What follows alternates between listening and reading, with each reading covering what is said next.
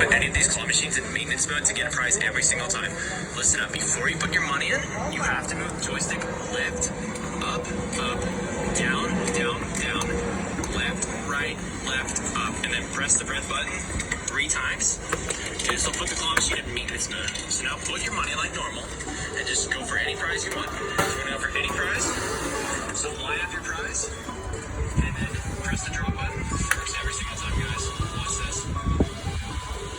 Look at that, guys. That's insane. That's how you win every single time at the claw machine, guys. Ağlıyordun. Ne oldu? Hani alıyordun lan aslında.